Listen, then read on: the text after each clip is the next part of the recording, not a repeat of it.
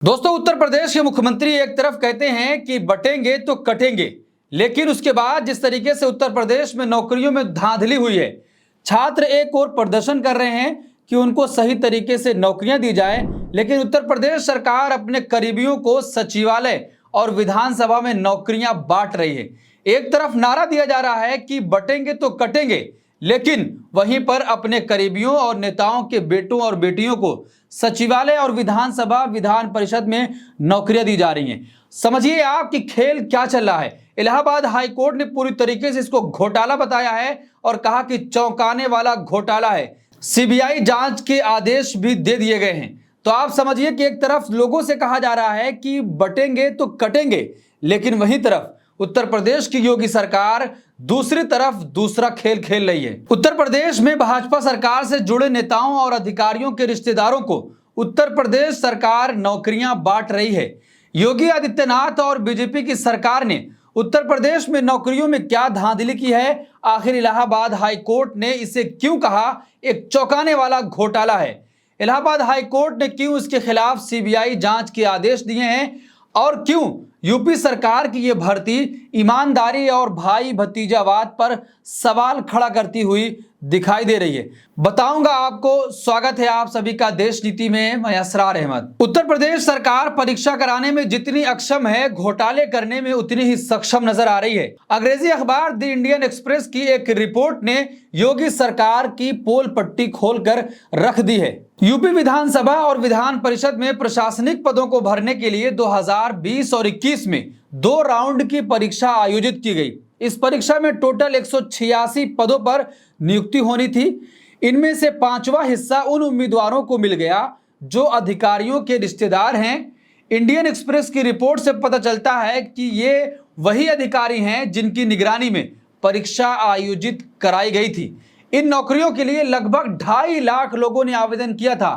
तो आप खेल समझिए कि एक तरफ मुख्यमंत्री नारा दे रहे हैं कि बटेंगे तो कटेंगे और दूसरी तरफ 2.5 लाख लोग आवेदन कर रहे हैं, उसके पैसे सरकार वसूल कर रही है, लेकिन उसके बदले में जिन अधिकारियों की निगरानी में यह परीक्षा हो रही है उन्हीं के लोगों का सिलेक्शन भी हो रहा है। तो आप अंदाजा लगाइए कि नेताओं के बेटों को, बेटियों को, रिश्तेदारों को नौकरियां बांटी जा रही हैं और आम जनता के बेटों और बेटियों से कहा जा रहा है कि आप सिर्फ नारा लगाते रहिए, बीजेपी का पोस्टर ढोते रहिए और ये कहते रहिए कि बटेंगे तो कटेंगे। देखिए, खबर आपके स्क्रीन पर है। अधिकारियों के रिश्तेदारों को मिली यूपी विधान परिषद की नौकरियां, कोर्ट ने बताया चौंकाने वाला घोटाला। इंडियन एक्सप्रेस की रिपोर्ट के मुताबिक सफल उम्मीदवारों की लिस्ट में तत्कालीन उत्तर प्रदेश विधानसभा अध्यक्ष के पीआरओ और उनके भाई, एक मंत्री का भतीजा, विधान परिषद सचिवालय प्रभारी का बेटा, विधानसभा सचिवालय प्रभारी के 4 रिश्तेदार, संसदीय कार्य विभाग प्रभारी के बेटा और बेटी,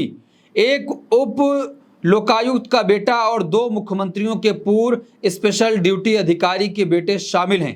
इसके अलावा इस लिस्ट में 2 private firm TSR data processing और राभव के मालिकों के रिश्तेदार भी शामिल हैं, जिन्होंने कोविड की पहली लहर के दौरान ये परीक्षा आयोजित कराई थी। तो आप अंदाजा लगाइए कि किस स्तर का खेल अंदर खाने चल रहा है। उत्तर प्रदेश के मुखिया ये कहते हैं, नारा कुछ और लगाते हैं, छात्रों और लोगों से कुछ और कहा जाता है, लेकिन अंदर खाने कुछ और ही चल रहा है। वहां के जो अधिकारी हैं, जो नेताओं के रिश्तेदार हैं, बेटे बेटियां हैं, उनको नौकरी दी जा रही है।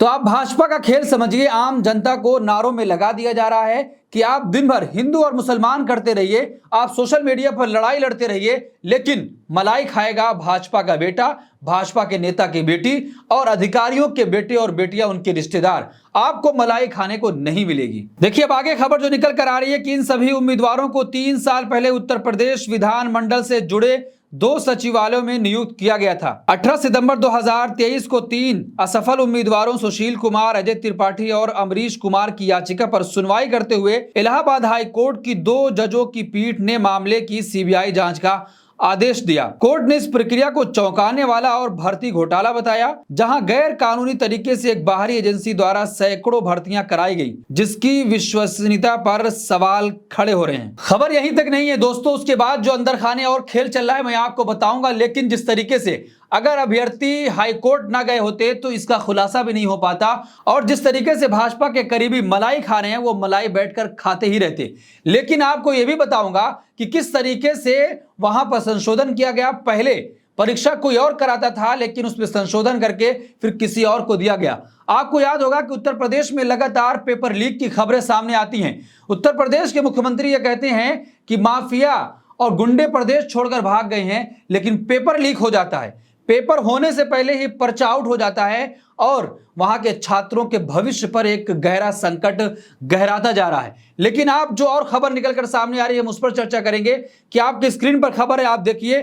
साल 2016 तक सचिवालय के लिए भर्ती परीक्षा यूपी लोक सेवा आयोग द्वारा कराई जाती थी, लेकिन इसी साल उत्तर प्रदेश विधानसभा और साल 2019 में उत्तर प्रदेश विधान परिषद ने नियम में संशोधन करके खुद ये परीक्षाएं आयोजित कराने का फैसला ले लिया। हाईकोर्ट ने इन संशोधनों पर कड़ी टिप्पणी करते हुए कहा कि यह देखकर आश्चर्य हुआ कि क्यों नियमों में संशोधन करके परीक्षा एजेंसी को हटा दिया गया।